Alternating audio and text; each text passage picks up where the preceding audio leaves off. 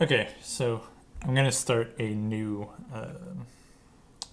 YouTube video series called Maximizing EV, and basically, like this first one is just gonna be about maximizing EV with strong value hands. Um, Other ones could be like maximizing middling hands, like hands that aren't strong value or bluffs, and like another video would be like maximizing bluffs. And there could be like um, other videos like uh, aligned with maximizing EV that I could end up doing too. Today, let's start with maximizing strong value because that's where a lot of the EV comes from. So basically, I just have like 23 hands to look at, and just this isn't going to be like a formal thing. There's no PowerPoint or anything. It's basically just reviewing hands and just seeing how to maximize your EV with strong value hands and stuff. Finding patterns, because there are certain patterns that keep coming up. Like when I review my hands, where it's clear that like a certain line uh, is much better than other lines and stuff, both in theory and as an exploit. So yeah, let's get into the first hand.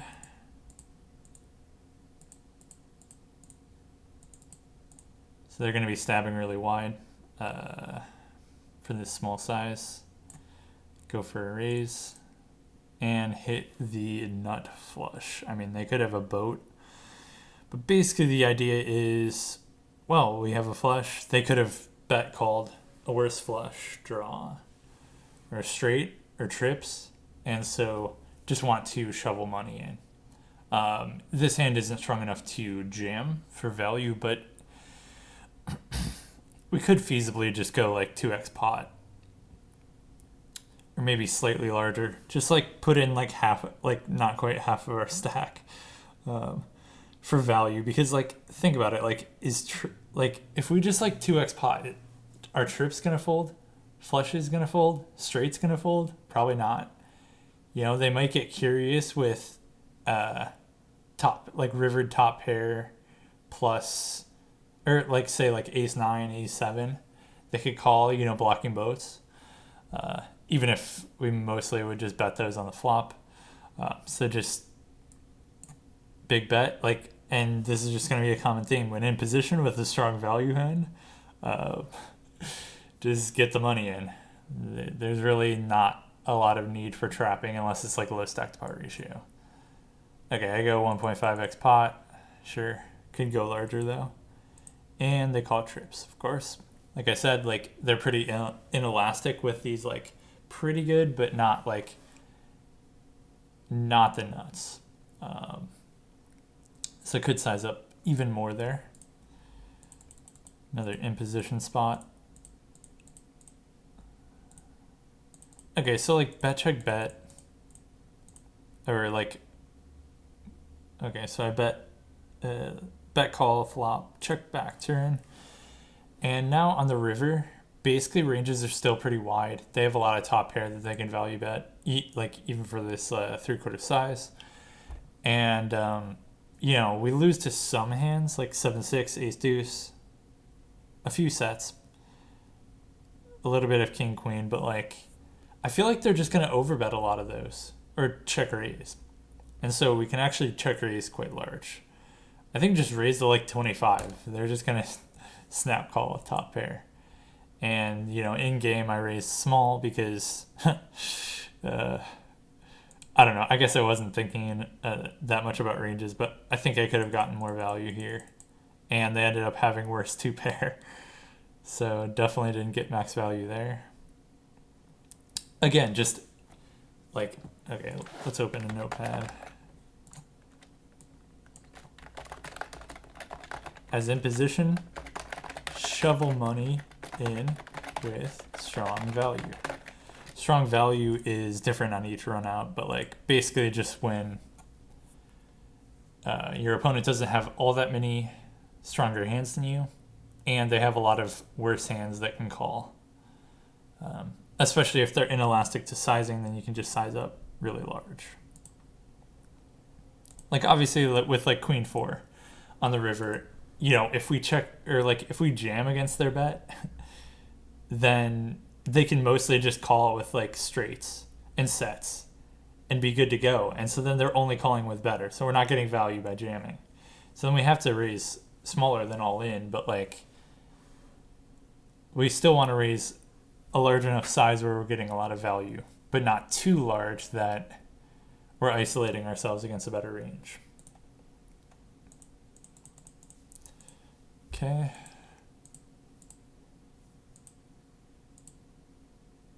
Okay, interesting.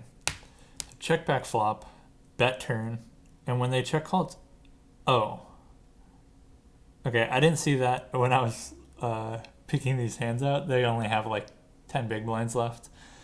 But my thought was that after they check call on the ace, they just have a lot of top pair. I mean, like obviously they have like middle pair, some like third pair hands, some flush draws, etc. But like on this connected river, they could river, you know, a worse straight. They could river decent amount of two pair, and they're going to be fairly inelastic with top pair. So I think just going like 2x or 3x pot with the nuts, like the nuts on this run out is probably like strong top pair or strong two pair plus, like ace nine plus. Just going just huge and just saying, hey, you have top pair. Are you really going to fold that? Like, come on. But they only had 11 big blinds left. But anyway, yeah, like again, when in position, just shovel money in with strong value. Unless, you know, there are some situations where basically we're only targeting like, or we're mainly targeting like middle pair type hands, middling pairs. And in that case, maybe a more middling sizing, like 75% pot on the river or pot is more effective. But in general, especially when there's like an ace on the board, there can be a lot of two pair, there can be sets. Then when you have the nuts, then you just want to go really large. And they ended up having top pair. So that's the exact type of hand, like top pair with a straight blocker, where if they had more chips, then going way larger just to get max value.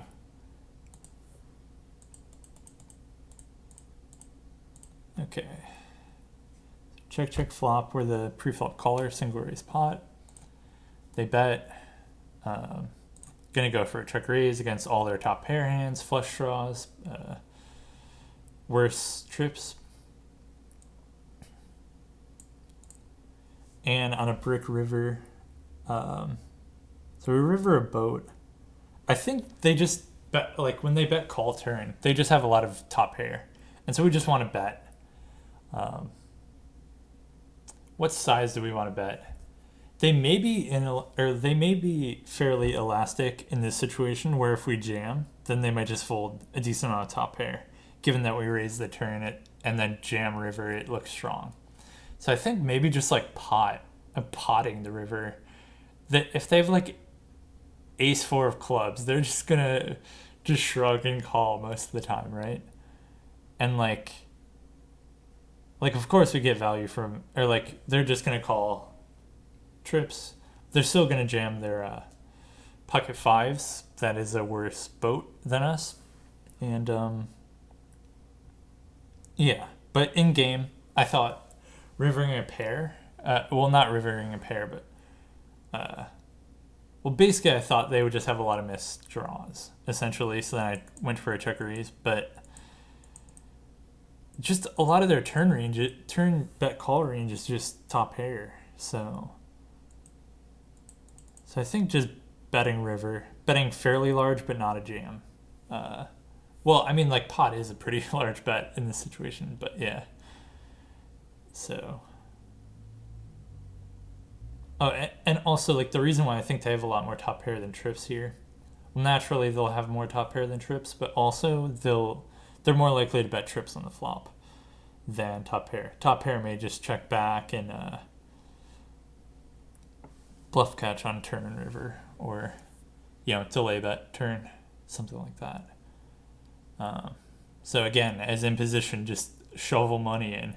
Now you don't necessarily want to go large enough. Like uh, if jam with the nuts or like, 5x pot is too large to where their like top pair starts folding a lot, then maybe a smaller sizing is better, like in this hand. Okay. Go for a call pre from the small blind. Okay, go for it. Value raise. Like on this turn, obviously our top pair has gotten a lot worse. And we river trips. So, essentially, they would have bet a lot of their flush draws on the turn. And so, unless they check back turn with like a boat, then our ace-8 is actually really strong. Like, it's obviously like, they still are going to have some flushes, but I think just want to bet big, relatively big, to get a lot of value from worse trips that they easily could have bet called on the flop and checked back turn, or top pair. So I think just betting like pot. So again, this situation is where like it's not good to jam here because they still are going to have some better hands than us, and well, basically they're just going to start folding Jack X. They might fold some trips versus a jam because it does look like a strong. We are going to have a decent amount of flushes here, right? Or better trips than their weak trips. So I think just betting like pot is good. I bet half pot in game, which like it seems like an autopilot. I'm just like, I have a good hand but not that great, so just half pot. But really, if you think about it, like how many flushes do they really have? Like if they have Jack 8, they're probably just going to bet turn. If they have a boat, they're probably just going to bet turn. I mean, like in theory, they're going to check back a decent amount of flush draws, but in game, I think people will just stab flush draws for like small, or like quarter pot to half pot, something like that. And so our ace-8 is just really strong, or like pretty strong, and like so we can just bet like pot on the river and fold to a jam, because if they jam, then just our hand is a bluff catcher, and I don't think they're going to be bluffing that much. Although if we somehow had like ace-8 with a club, then we would be bet calling, because then we're blocking flushes. So they did call, and they had worse trips. So it definitely didn't get max value there. Could have bet larger.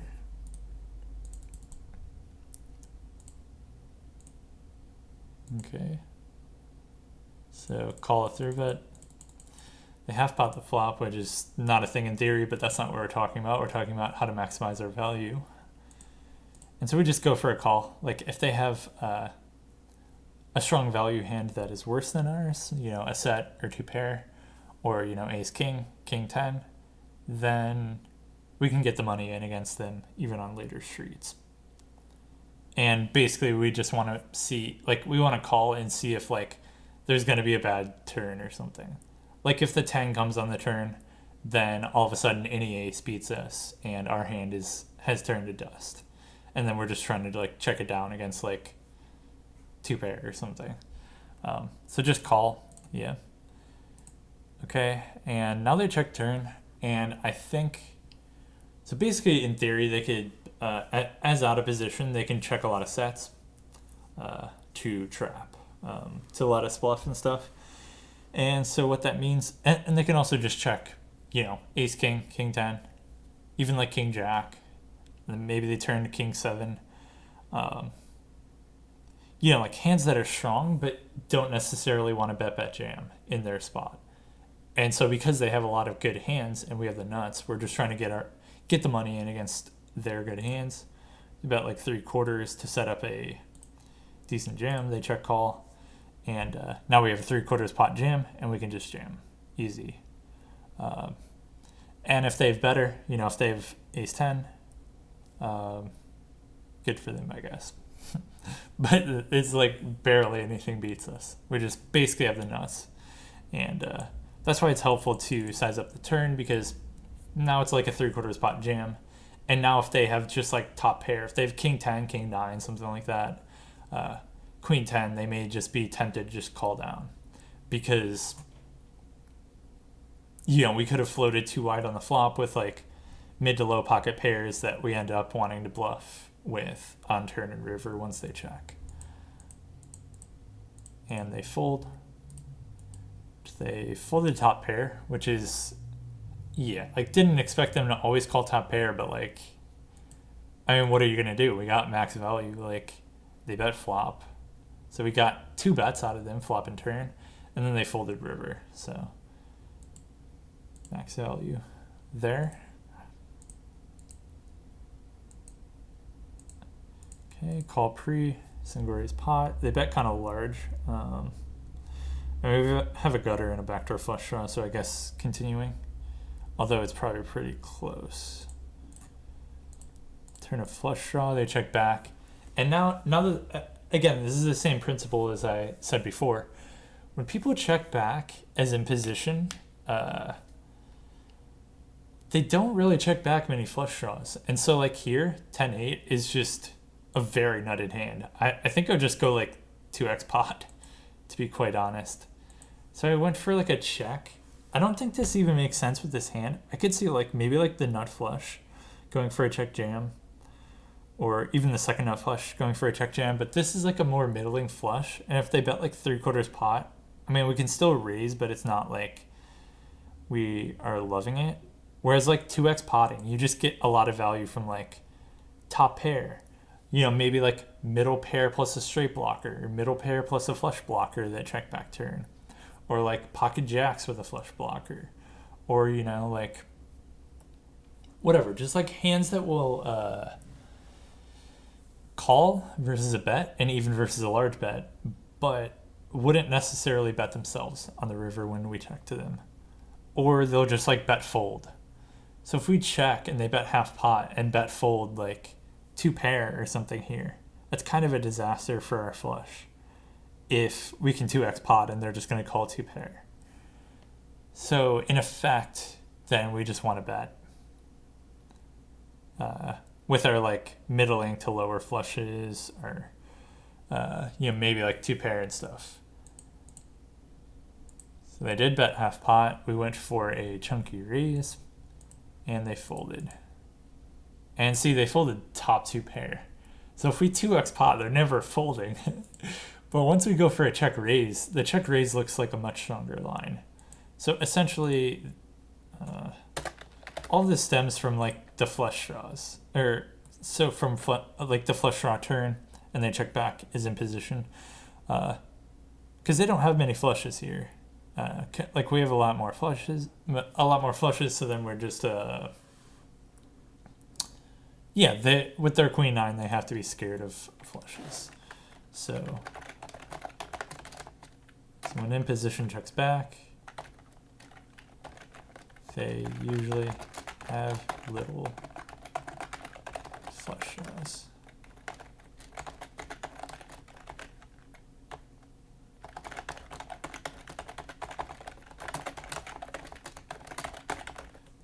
So basically, when they check back, when there's a flush draw possible, when they check back as in position, whether that be the flop or the turn, then they usually don't have nearly as many flush draws in their check back range as they should, and so we just want to value bet our value hands on the next street and bluff a lot, both, for large sizings. Or, well, not just large sizings, but for all sizings, go large with strong value. So again, they just cap themselves. And so we attack that. We don't really have to worry about protecting our checking range, because they don't have nearly as many flushes when the flush completes as they're supposed to. So when we check our like middle pair, or maybe middle pair could even value bet here. like if we have like third pair, fourth pair, pocket fours, pocket threes here, and we check, they're not gonna have as many strong hands to value bet as they should. And so our weak showdown value hands don't have as much to worry about when checking the river. We don't have to protect our checking range. So we just bet our strong value, bet our bluffs, and then check weak showdown value here. Okay, check call. And river a set. Oh, shoot. River a set. So basically they could easily bet flop, check back turn with top pair. Even like two pair, like queen 10, or like even ace 10 could maybe check back. Let's see. I mean, like, yeah, they just have a lot of top pair here. I think if we just go for a check raise, they're just going to bet fold top pair. They might even bet fold two pair. So again, this is a situation where I think it's just better to just bet.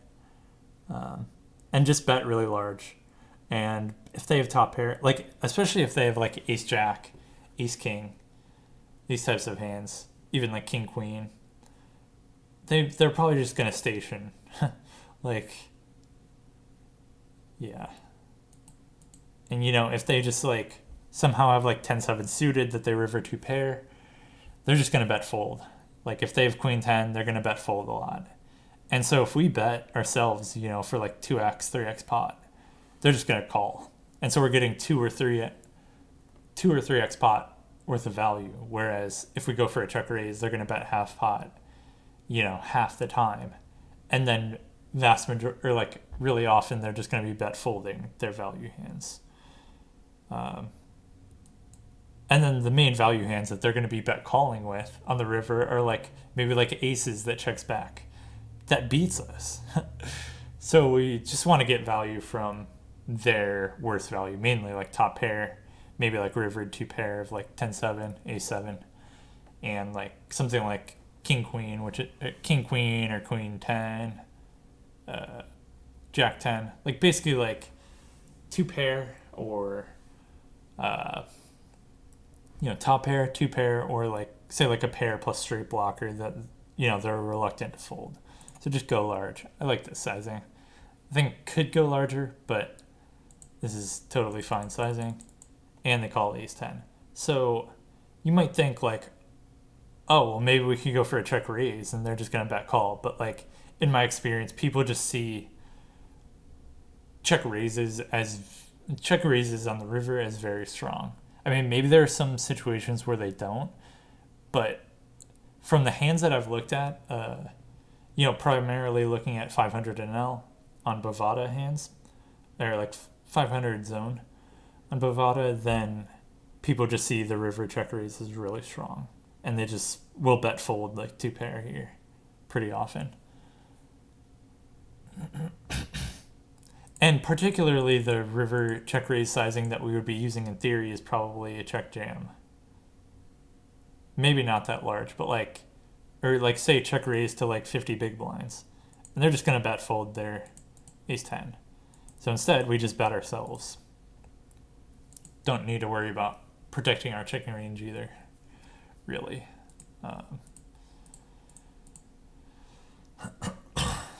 Okay, so flopping top set, pretty lucky. Multi-way, and they donk into us. Interesting. Make a boat on turn. Kind of just block their calling range, but at the same time, yeah, we have we unblock trips, so that's kind of good. So maybe just going for a small bet here, yeah, and like trying to get them to check raise maybe. They check call, 9 river, queen 10 gets there, 10-7 gets there. They could still have like pocket threes maybe that check calls the turn just as a trap. They could have jack 8, jack 9 two pair maybe. Pocket 9s they could have rivered, dunking the flop, check calling the turn, and then get to the river. 9-8 they could also have potentially. And they donk pot on the river. And so it's like they're just repping a really strong hand. And we have top boat. I mean, like, we just have to worry about quads. And do we really have to worry about quads though? I don't think so. I think just they have queen 10, 10 7, and worse boats. And so just going to go for a jam. Particularly because they donk the flop and donk for pot on the river, like on the action river. Then we just assume that they're recreational. So just go for the jam. They're not going to bet fold like a straight usually. Or like they'll often just bet call. Like they don't actually need to call that much for it to be the best play for us because like we're 230 bigs deep, 230 effective on the river. So like if they just bet call like 33% of the time, then like just getting like 90 big or like 70 big blinds of value or something, which is better than just raising like a medium sizing, specifically against a recreational. So like versus a reg, I would just probably just raise less than all in. But against a recreational, and yeah, like against the recreational, if we raise to like 80 big blinds or something, whatever, like or 90 big blinds, raise to like 3x. If they have a boat, if they pocket threes 9-8, they're probably just gonna call. So they just want to jam and just get all the value, and hope they like basically hero call 10-7, or maybe they just have a random like ace 8 they somehow have, and they're just like, I have trips, and they just call for whatever reason, you know. So they do call a river, and they have 10-7. So again, like it's a recreational. So like you can't just like get all in against a regular, but against a recreational, if you know they have a strong value hand, just get your nut value into the pot. You know,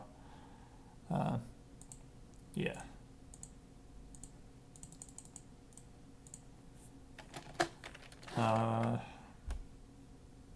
But that also goes for regulars too. If they have a ton of nut hands and we have the nuts, then we still want to get all in.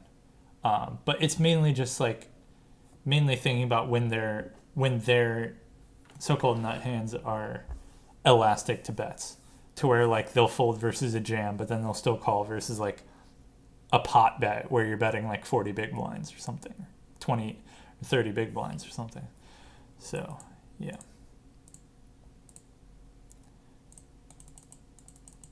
Okay, so single raise pot in position again. Bet half pot, barrel half pot on turn for value, of course. They raise turn,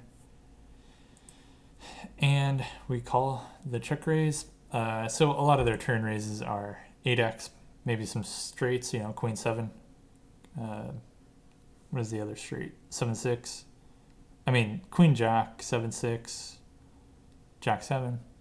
And on the 10 river, basically their straights get a lot worse. Their 8x gets a lot worse. And so this is a situation where their nutted hands all get worse on this river pretty much.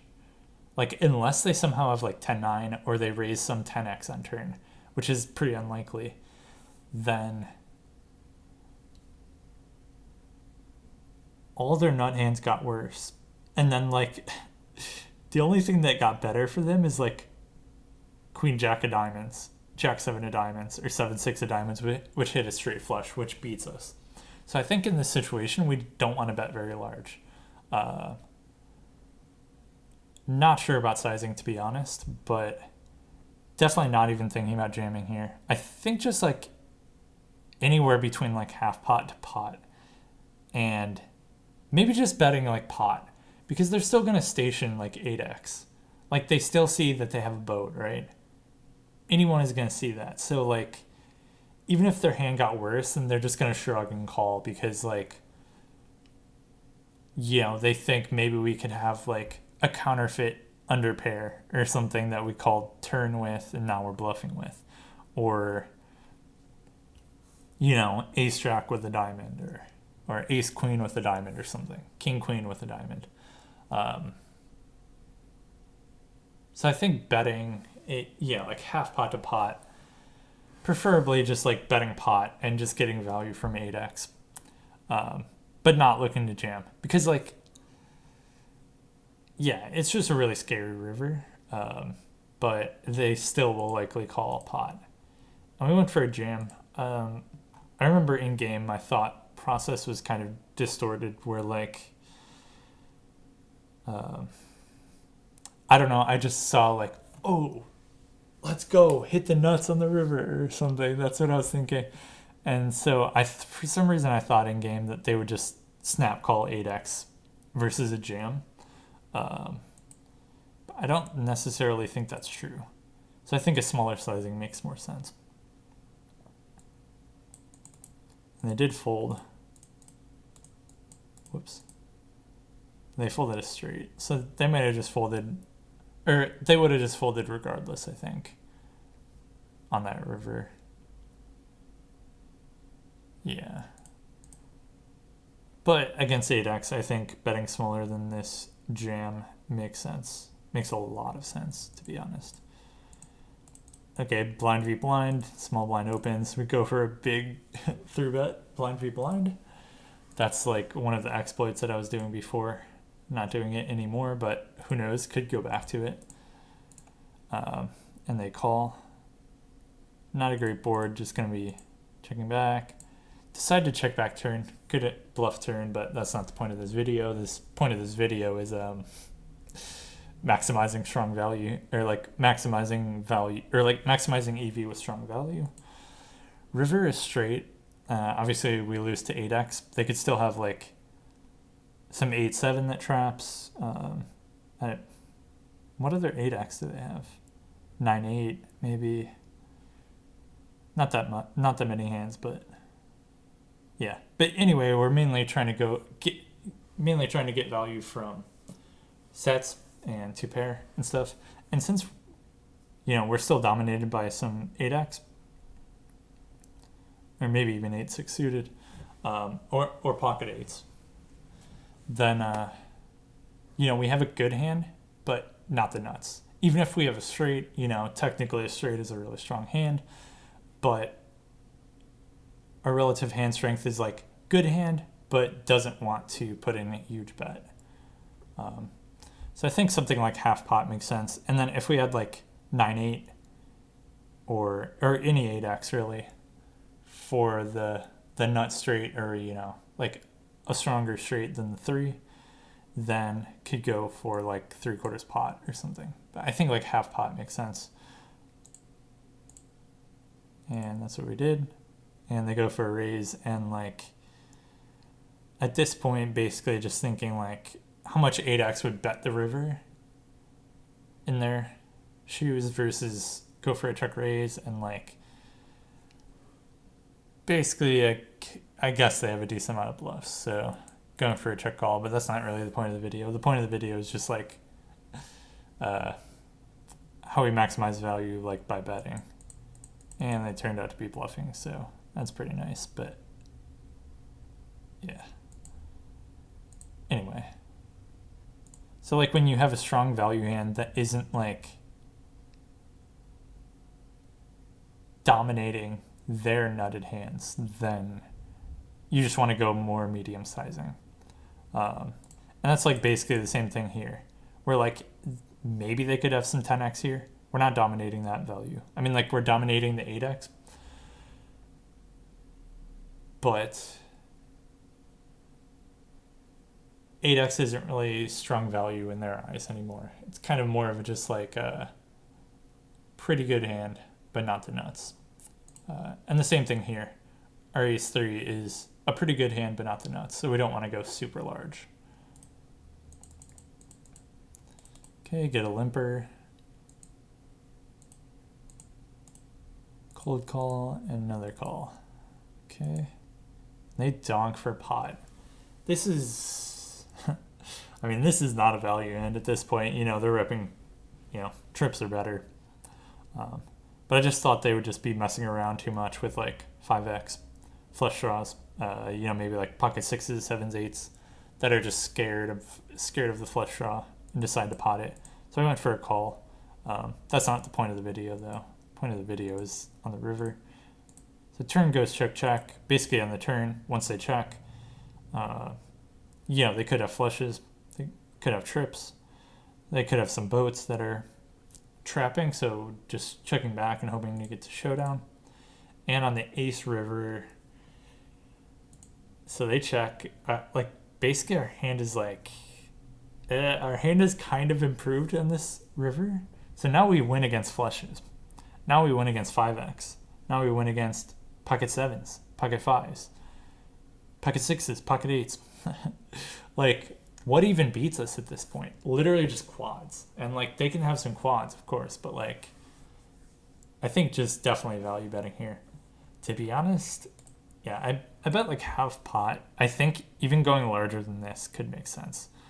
But I might have been scared might have thought in game that they could have some just, pocket kings, pocket queens, pocket jacks, pocket tens, better pocket pairs that limp call because, they're recreational. So they just limp and they just see a raise and they're just I'll call, And, they could have taken this line.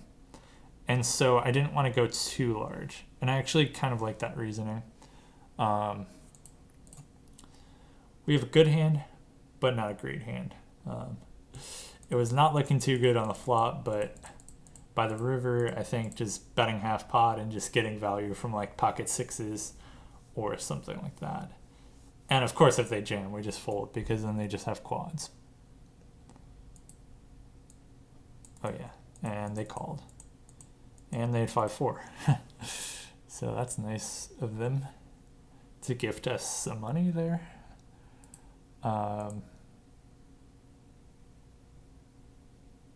Okay, let's keep going. Go for a 4-bet pre. So normally this is mostly a call versus the small blind 3-bet when we're in early position, but they're a short stack, slightly short stack, so then we just assume they're recreational, so decided to go for a 4-bet. And here, it's just a standard range bet small. But basically because I thought they were recreational, I decided to get out of line and check back and try to induce bluffs. But this is just faulty logic. Just bet small. Could just bet small, check back turn and let them bluff on the river or something. Definitely don't want to be checking back flop. Come on. They could have queens, jacks. Aces could have trapped pre. They could have ace 10.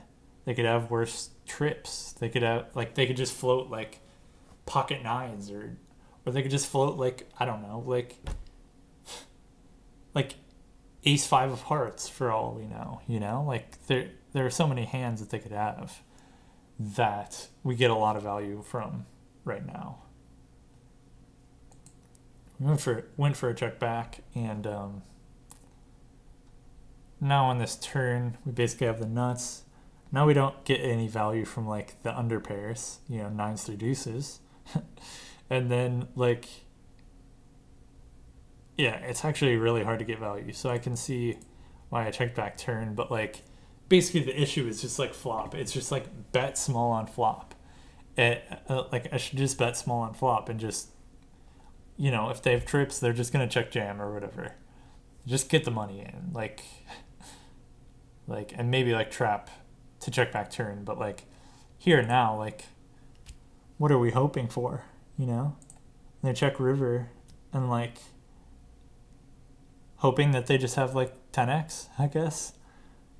Queens or jacks. I mean, since they're recreational, I still think just jamming is best here. Even though they don't have, even if a lot of their hands are air here, if they have aces, they're just gonna call if we jam. It's a 1.5x pot jam or whatever. So just jam. I went for a half pot because I thought it would be hard to get value, and they called with aces. So I think just jamming makes sense. Obviously we do block aces, but it's just wouldn't they have just bet turn or bet river if they also had trips? So we're not really chopping with trips or with the same king X very often. So I think just get the money in. Again, if you're against a recreational and they have a decent amount of so-called good hands, big pocket pairs or top pair or something like that, just get the money in. Like, stop messing around and just get the money in, you know? Okay, a limp and an ISO. We go for a 3-bet, and they 4-bet. We're like 300 bigs deep. I think queens could actually... I think in theory, queens is like 5-betting sometimes, but I was a bit scared to 5-bet in game with queens. Not going to be 5-betting very much here. Might just call or fold versus the 4-bet this deep, to be honest. Anyway, we're out of position. Calling the 4-bet. Yeah. They bet small on flop. Basically, this is like another really important thing where, like, if you have like the stone nuts and you're out of position, then you just want to check call it down and just let them bluff or let them get in their value hands anyway. Like, yeah, sometimes there could be a bad run out to where they don't value bet their aces and kings anymore. But like, you mainly just want to get the, like, in this situation, you mainly want them to blast off like ace king, ace jack, ace 4, stuff like that, which would like 4-bet pre, and then now they're going to be blasting off. So just go for a check call. And like, the good thing about this board is like, there isn't much to be scared of if they have aces or kings, or, you know, ace queen, king queen, that are, you know, strong value, that are obviously worse than our hand. They barrel turn like half pot. I think at this point, just keep check calling it and keep letting them bluff. There's really nothing to be scared of. We have top set. We block the flush draw. Even if we didn't block the flush draw, to be honest, I think if we had any set, just check call and just let them blast. I think there could be a dynamic with it being so deep that people end up blasting a lot of bluffs because they think that they can get their opponent to fold a lot, you know, because it's a big pot. We're deep stacked, so they could be blasting a lot of bluffs here. So pretty easy, just check call. And on the 10 river, we still have the nuts. Easy, just check, let them bluff. You know, some of their, you know, they're like aces and kings might check back, but like all their bluffs missed, right? Ace king, ace jack, ace 4 suited, ace 3 suited. I don't know, king jack suited. All of these hands that could 4-bet pre have bricked. Even like, I don't know, like ace 5 suited or something could have 4-bet pre, bet flop, you know, barreled turn to try to get our like pocket 6s through pocket jacks to fold, and they might just blast river.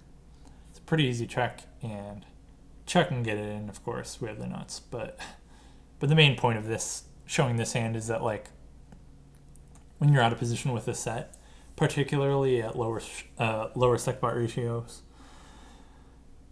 then you just want to check all it down and just let them bluff. And they check back. They actually do check back ace 5, so they didn't actually bluff, but like, we got the max value. Like, they put in, let's see, 30 big blinds pre, 15 big blinds on the flop, and 43 big blinds on the turn, with a pair of 5s, a pair of 5s against our set. So pretty successful. So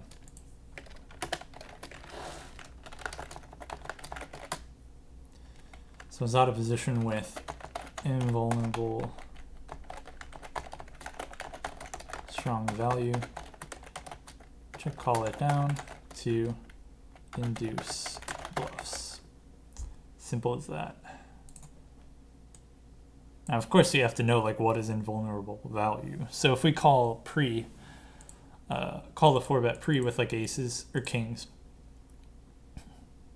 like specifically with like aces, we could just like raise the flop or raise the turn or something to get in money, like get in money with our aces against like kings, ace queen, king queen, stuff like that. But with like a set, there's nothing to be afraid of. You just check call check call, check jam, let them bluff. Pretty simple, straightforward, and extremely good because like when you check, well, okay, it's different here because like we're the pre-flop caller. But if we're the pre-flop raiser and we check is out of position, people just take that as if you're weak, which people tend to be weak when they check. So they're rightly bluffing when you check as the out of position pre-flop raiser. And so you're just getting a ton of value with your sets when you check in that situation.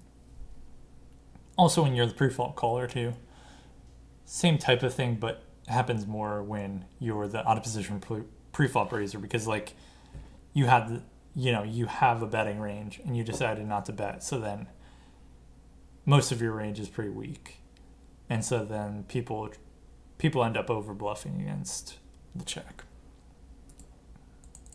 And I think there are a couple more hands that are like that will illustrate that. So we open the button and call a 3-bet. We hit a set on the flop. It's the same thing as in position as it would be out of position. A pretty low sexbot ratio with a totally invulnerable hand. Call it down no matter what. Even if sometimes in theory, like maybe a set would raise turn here, people are just going to blast. Especially on this turnover card. It's a scare card where people tend to just they just barrel all their bluffs here, but they might check like queens and jacks and tens. So they check some of their like decent value hands or maybe like a weak top pair, but then they blast all their bluffs. And so they end up just over bluffing here massively. So if we have a strong value hand here, we're just going to be calling. No reason to raise. Just call and let them keep bluffing. So if we have pocket nines, pocket deuces, pocket fours, king nine, just call and let them bluff on the river. And they do jam. And they had a value hand that's worse. So they're just going to get those value hands in anyway. If they have aces, if they have ace king, if they have king nine here, then they're just going to get the money in anyway. And by calling flop and calling turn, we allow them to keep bluffing.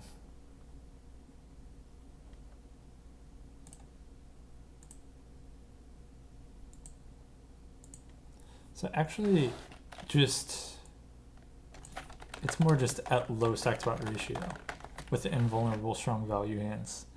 Just check call or call.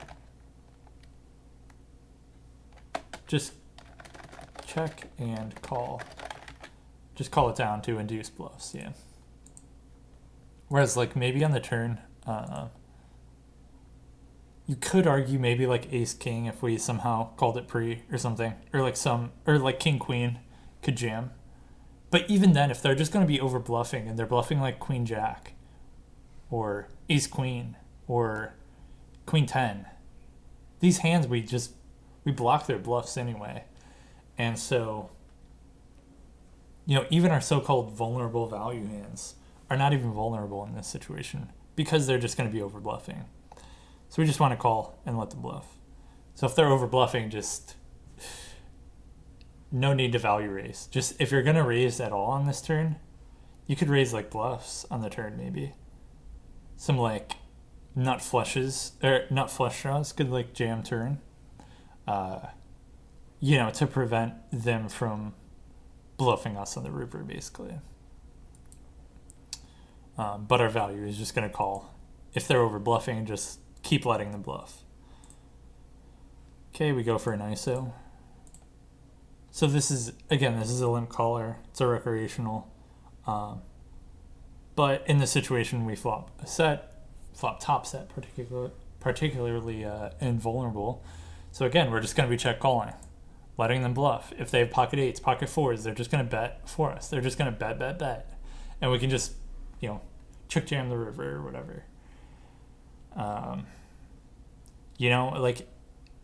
Especially because they're recreational. If they have like middle pair or something, they might just bet flop and bet turn and just put in more money betting themselves because they're scared of the flush draw than we could by betting ourselves. So just check call it down and check jam river, assuming it's still like able to jam for value. They bet really large. I mean, generally that's going to be on the strong side, but like, don't want to read into it too much. We have an invulnerable hand, like, and we block their value. We block top pair, their top pair. We block ace four. We block ace eight. We block their aces if they could, limp call aces pre, which they easily could. So basically, so like this isn't. Okay, so actually I should say at low stack to pot ratio or as out of position with an invulnerable value, check and call it down. So this is out of position at high stack to pot ratio, but even then, when we check, they're just going to read that as a weakness. They're just going to stab a lot of their draws, stab a lot of their one pair hands, stab air, like air without a draw. So we just want to check call it down. Flush completes. Sure, they make some hands that are better than us, but that doesn't really matter. They even bet pot, which is quite large. We just check call it down and say, like, if you have a flush, then you get our stack. Easy as that. They have a lot of hands to bluff with. Like, especially when they limp call pre. They just have so many offsuit hands that have, like, a flush blocker that they're going to be bluffing with. And just other random crap that they're going to bluff with. So let them bluff, check call river, and they just have queen 10 nothing. So again, just induce the bluffs there. Nice. How many more hands do we have? Okay, a few more hands at least. 6 or 7 more hands. This has gone on longer than I thought. But anyway, squeeze pre. Gonna be going for a value bet here. They raise really large, and again, when we call, the stack to pot ratio is going to be like 1-3, so really low stack to pot ratio, and we essentially just have an invulnerable hand, and so we just want to call and let them bluff. Basically the same thing as like this third point. Exactly the same thing. Let them bluff, and they bluff. Just total garbage. Love Bovada. Okay. We 4-bet pre, and they call. Interesting. Yeah, I mean, like, basically just range betting here on the king high board. And basically, like, if they call, then we're just looking to check turn, potentially, and just letting them bluff. But they actually raise turn. I mean, they raise flop. So again, we have invulnerable value. We just call and let them bluff. Easy as that. They bet turn. We have an invulnerable value. It'd be the same thing if we have aces. Just check call and just let them keep bluffing with just like, I don't know, queen jack of clubs or queen 10 of clubs that for whatever reason decided to like raise the flop and barrel the turn and stuff. Yeah, and just, I mean, to be honest, this raise flop and barrel turn line, they have like no value in this line. That's the funny thing too. Like in this 4-bet pot, like I don't see what they could even have. But anyway, yeah, so just check all it down, and they hit ace 5 nothing. So again, like these principles are just holding completely true, where people just straight up punt off when you check, or like, yeah, when you just call. Whereas like maybe they expected me to 3-bet the flop or like raise the turn with my strong value hands, but when you just check call, you just keep you let them keep bluffing basically. Raise pre from the small blind. They call, and here could check raise, could check call. Go for a check call this time. Interesting. And now they barrel turn. They just have a lot of trips, right? And we dominate all those trips other than like the boats. So we just want to raise really large and get value. Uh, like, of course, they could be value betting like an N8 or something. But if we check raise on the turn, they're going to fold an 8 unless they have an 8, like middle pair plus a flush draw. But also, if we just check call, they're also going to just check back an 8 on the river. So we just want to get the value from a 10. Want to put a bunch of money in against flush draws. You know, they can have some pair plus flush draw hands. They can have some combo draws, you know, like queen jack of hearts, queen jack of diamonds type hands. And we just want to get the money in. Like, yeah, we're invulnerable here. I mean, like, this could be a situation where you could just check call again because they'll likely just barrel their 10x on the river anyway. But they are more likely to get away, like bet folding on the river. Or like if the flush completes, then maybe they'll check back their 10x. So I guess I kind of see this as an exception to the like trap with invulnerable value when out of position. Raise fairly large and they jam. And they just have weak trips. So like they might have even just like checked that back on the river fairly frequently. So that's kind of the issue, is where like generally like at the low stack spot ratio or as out of position with invulnerable strong value, we just play very passively, check call it down, and you know, jam the river then. But when they have like good but not great hands, like trips, they're liable to check back the river, which would be a disaster. Where they're never folding turn, and they're probably not folding versus a river jam after we check raise the turn. So I think just going for a raise here and jamming river. But they jam the turn for us, so that's quite nice of them.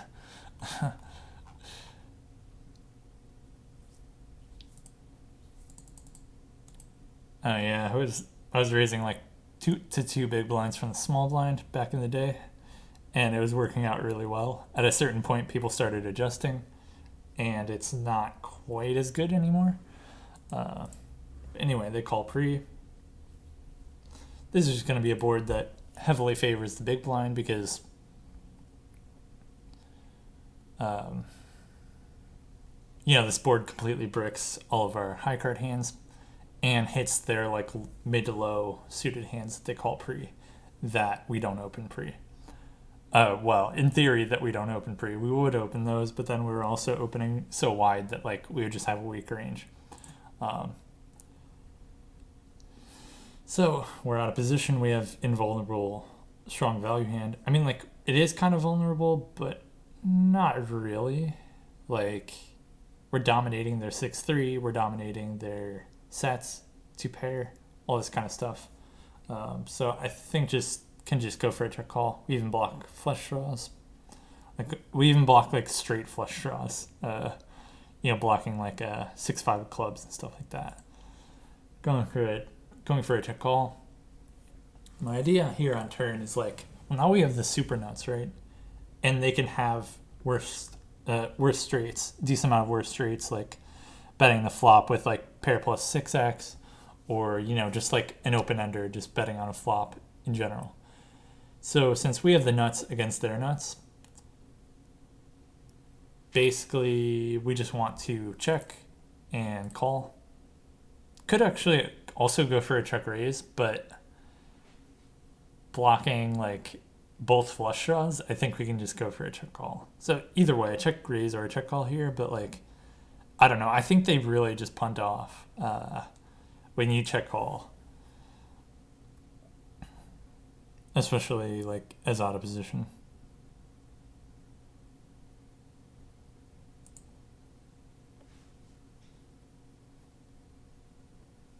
Wait, okay, let's rewrite this actually.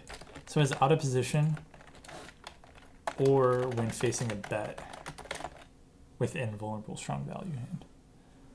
So when we're in position and we have the opportunity to bet, then checking back doesn't usually make sense all that much. Or like, we don't do it all that frequently. But if we're facing a bet, then it's different. But anyway, we go for a check call here.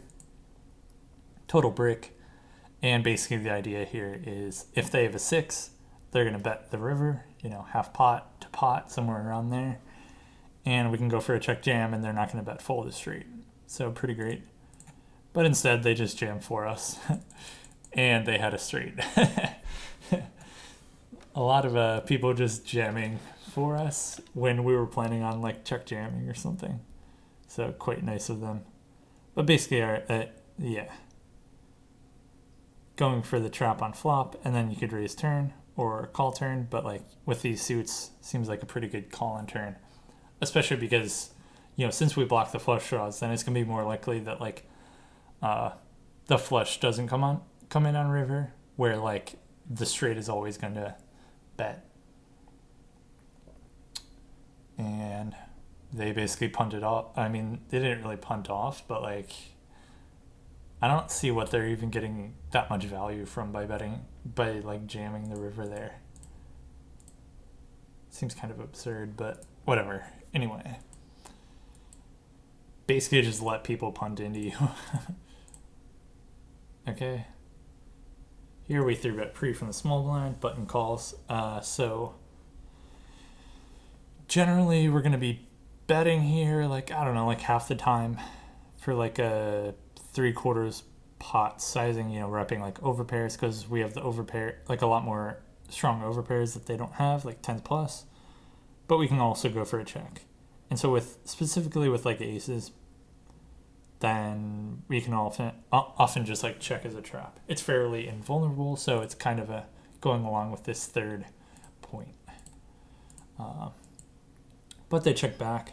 Once they check back a lot of like middling pairs, like maybe like overpairs that aren't super strong. So like pocket 9s, pocket 8s, pocket 7s. Maybe some other middling pairs, maybe like pocket 6s, pocket 5s, pocket deuces, ace 4, stuff like that. And then just like a lot of like ace highs and stuff. And then on the turn, on like most turns here in this situation, our main bet sizing will just be pot. And the main reason is to target their middling pairs. So, like whatever sizing you bet, like between like quarter pot and pot, they're still going to have to call a decent amount of their middling pairs, even on a queen turn. So might as well just get max value. And like we're repping over pairs, so we can bet just pretty large. And just put them to the test when they have like pocket 7s or something. So we bet like pot, and they actually jam for us, which is kind of interesting. I mean, they can jam worse value, ace queen, king queen. They can maybe have some like combo draws, ace 5 of diamonds, ace deuce of diamonds, 6-5 of diamonds, 7-6 of diamonds. They could maybe be doing this with other flush draws. I don't know. They could just be doing this with random stuff too, but like never folding aces because we beat value. They can have decent amount of bluffs, and yeah. Main point of this hand is like, okay, we go for, a check to try to trap. But once they check back, now their range is just pretty weak, and so now we want to bet ourselves. They decide to raise, and they have ace jack of diamonds, which is pretty funny. Yeah, okay, 2 more hands.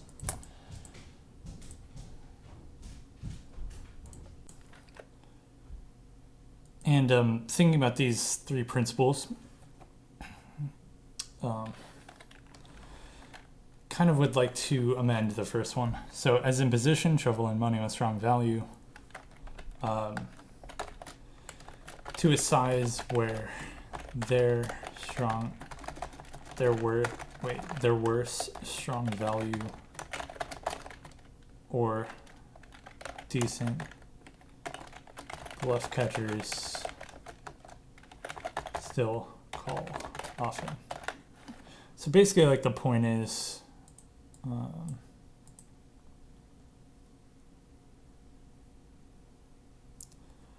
like you want to put in as much money as possible with your strong value, um, but you don't want to make it too large of a size to where like uh, to where they start folding a lot of their worse, like so-called good hands. Um, so in like the previous hand when it was like 10-8-8 flop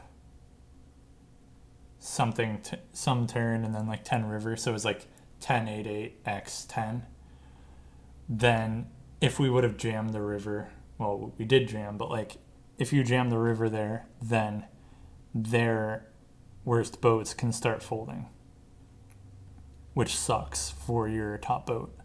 So therefore you just have to size down to like pot. But if they just have a lot of hands that are happily calling versus a jam and you just have a nutted hand, then just jam. So yeah, I think like two more hands. Okay, so we 3-bet pre from the big blind versus the button.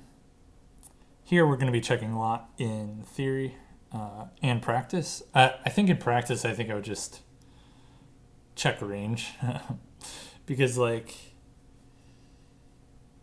this board mostly, or like we're not doing very well on this board, or like on monotone boards in general, as the caller like the caller of the 3-bet has more suited hands, they have more straights and stuff like that. Our overpairs aren't doing that well. It's not like they want to ever get all in really, so go for a check. And also with our nut hands, what do we want to do? We want to trap.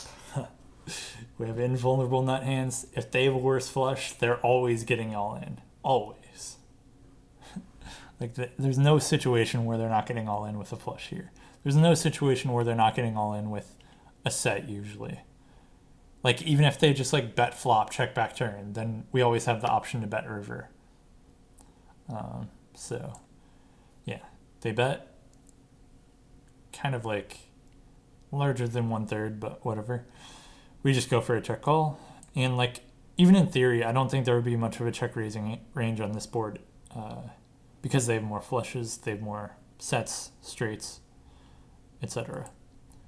You know, and in line with our overpairs, which would like check call this flop.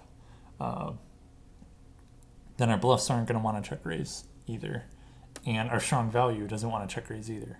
But also just like kind of like what I'm saying, as an exploit, then as out of position with strong invulnerable value, then we just like check call it down. On the 7, like their sets do improve. They barrel. And here, yeah, I think it's just the same thing. Just check call and check call river. Let them bluff random, I don't know. You know, pocket 3s, pocket 4s, pocket deuces with a diamond or something. Or like ace jack with a diamond or king queen with a diamond. Or any of those could bluff. Maybe like without a diamond. So just check call it down. But in this case, for whatever reason, I went for a jam. And I totally disagree with this. I think just with ace king of diamonds here, I'm just minimizing value. Like I'm getting the minimum value here. Like obviously flushes are going to call. Straights are going to call. Like if they somehow have trips, they're going to call. But think about like top pair. Like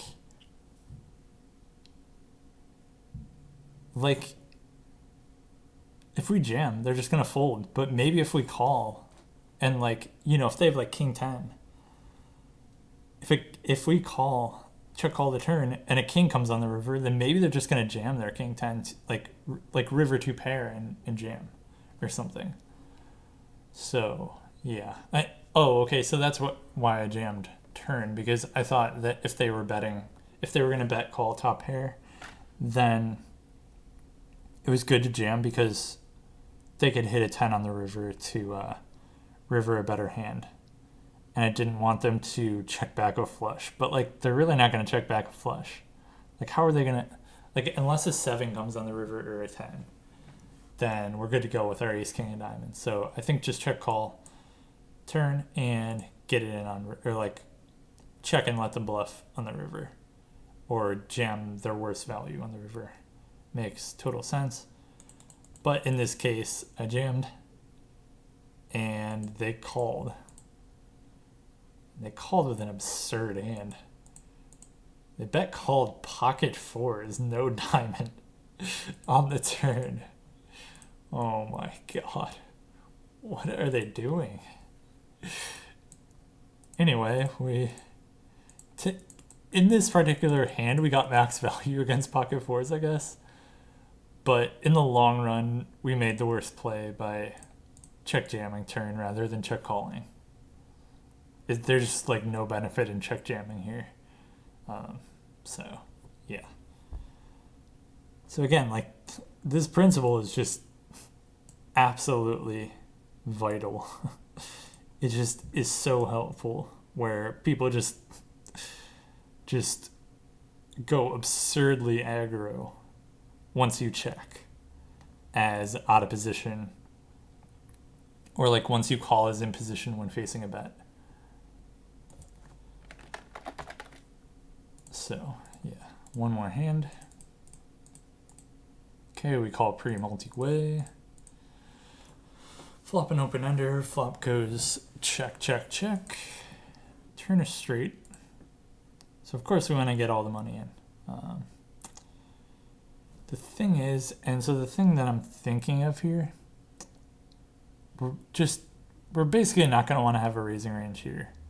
I don't think. We're just going to have the least amount of straights.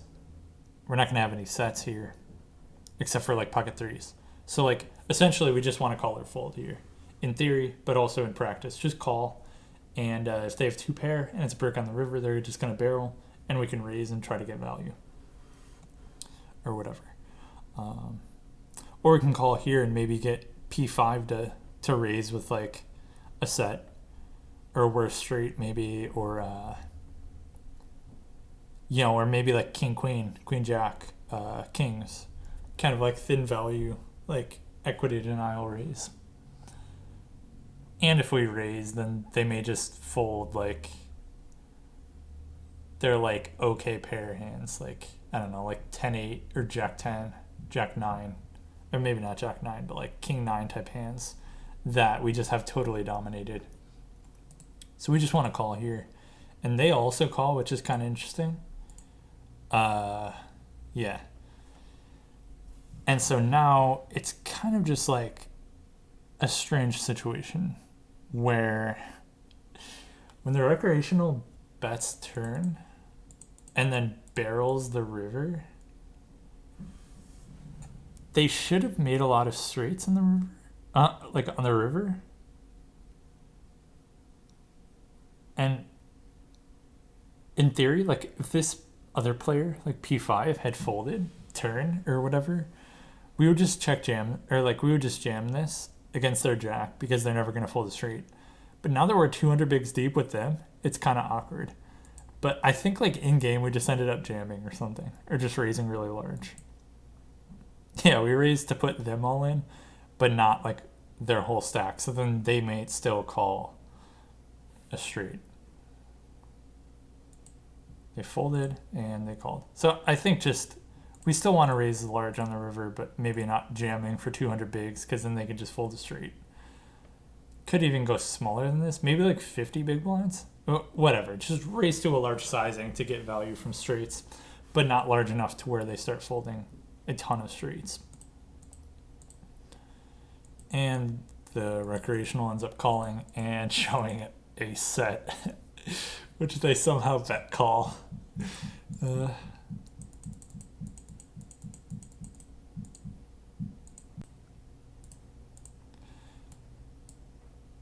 So yeah, this was let's make this larger.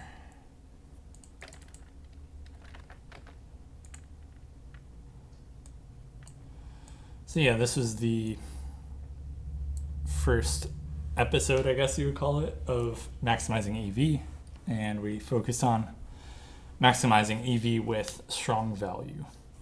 So basically 3 patterns came up. as in position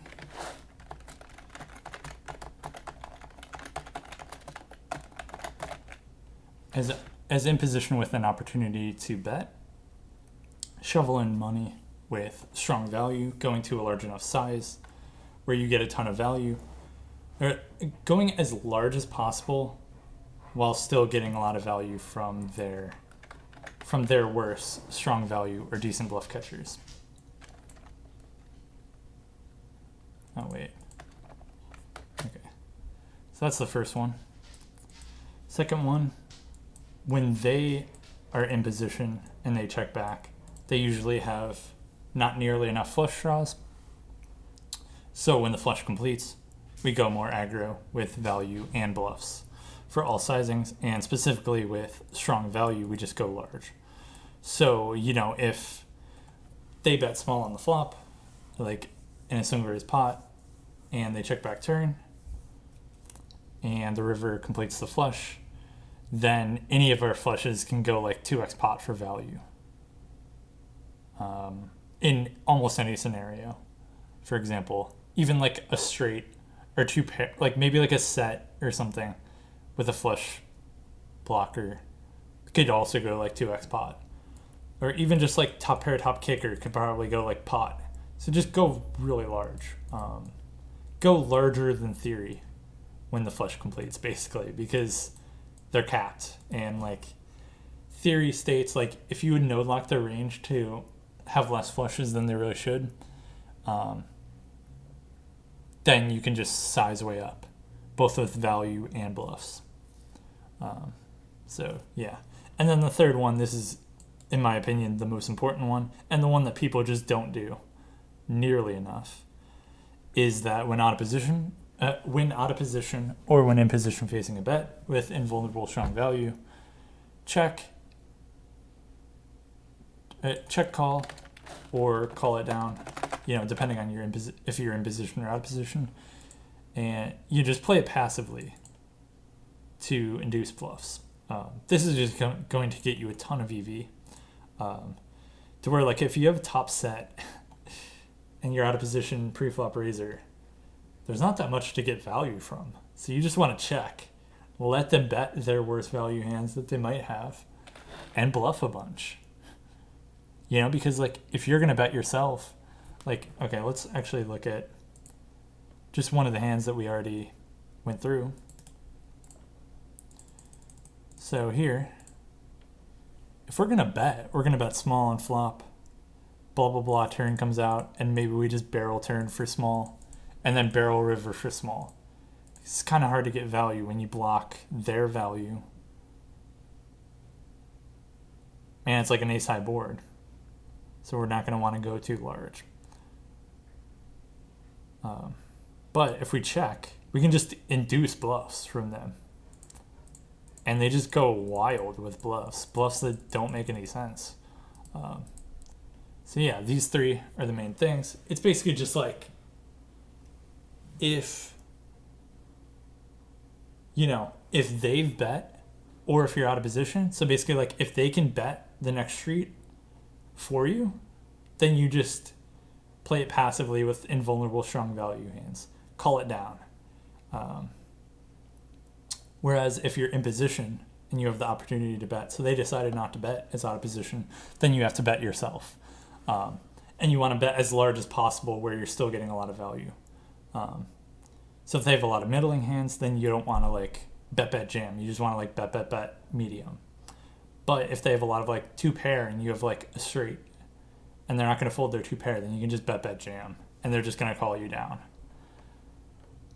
So hopefully this has been helpful. Thanks for watching.